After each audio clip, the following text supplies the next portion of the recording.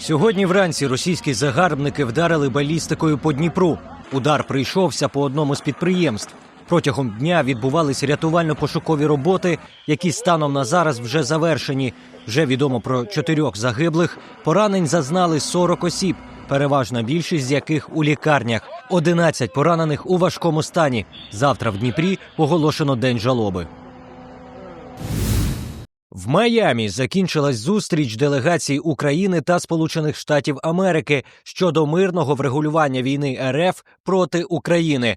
Ключовою метою переговорів сторони назвали не лише припинення бойових дій, а й створення умов, за яких Україна більше ніколи не зазнає вторгнення. Держсекретар США Марко Рубіо визнав, що процес є складним та делікатним. Він також анонсував наступний етап дипломатичних зусиль. Спецпредставник Стів Віткоф пізніше цього тижня вирушить до Москви. Цю зустріч підтвердили і в Кремлі, проте не уточнювали деталей.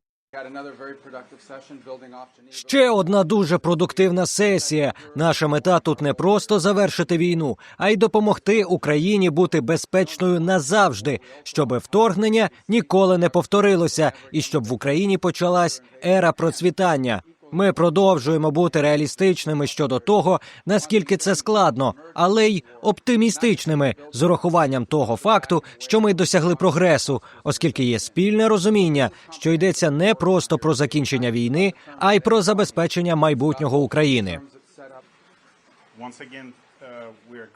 Ми вдячні американському народу та американському лідерству. Прекрасна команда – держсекретар Рубіо, Віткоф, Кушнер – обговорювали майбутнє України. США нас дуже підтримували. Зустріч була продуктивною та успішною. Триматимемо вас в курсі.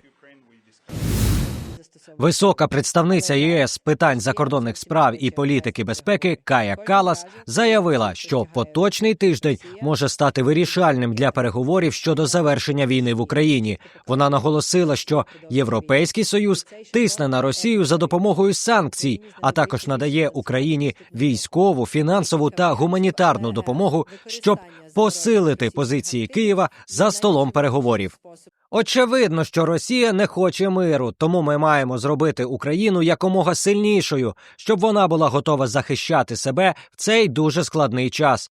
Це може бути вирішальний тиждень для дипломатії. Вчора ми почули, що переговори в Америці були складними, але продуктивними. Ми ще не знаємо їхніх результатів, але сьогодні я поговорю з міністром оборони України, а також з міністром закордонних справ України. Президент Володимир Зеленський разом із першою леді Оленою Зеленською прибув до Франції. Зеленський вже зустрівся з Еммануелем Макроном. Найбільше уваги сторони приділили перемовинам заради закінчення війни і гарантіям безпеки для України. Дуже багато деталей встигли оцінити. Мир повинен стати дійсно надійним. Війна повинна закінчитись якнайшвидше. Від активності кожного лідера зараз багато залежить, заявив президент. Також планується спільна телефонна розмова з прем'єр-міністром Великої Британії Кіром Стармером, керівництвом Євросоюзу та європейськими лідерами. У середу Макрон розпочне 3-денний державний візит до Китаю, 4-й від моменту його обрання президентом. На тлі активізації дипломатичних зусиль щодо пошуку шляхів завершення війни в Україні, французький лідер сподівається переконати китайського президента Сі Цзіньпіня чинити тиск на Москву та сприяти досягненню припинення вогню. Нідерланди виділяють додаткові 250 мільйонів євро на закупівлю зброї США для України. У Штатах за цією програмою будуть закуплені критично важливі засоби, зокрема зенітні ракети для винищувачів F-16. Про це заявив міністр оборони Нідерландів Рубен Брекельманс у Брюсселі перед початком засідання Ради Європейського Союзу у закордонних справах на рівні керівників оборонних відомств. Нідерланди надають Україні вже другий такий транш фінансової допомоги, призначений саме для закупівлі американської зброї та боєприпасів. Ми бачимо руйнівний вплив на енергетику, а також на повсякденне життя українців. Єдиний спосіб допомогти їм швидко – це доставити велику кількість допомоги в Україну. Також Україна та Нідерланди у понеділок підписали угоду про спільне виробництво дронів на території обох держав.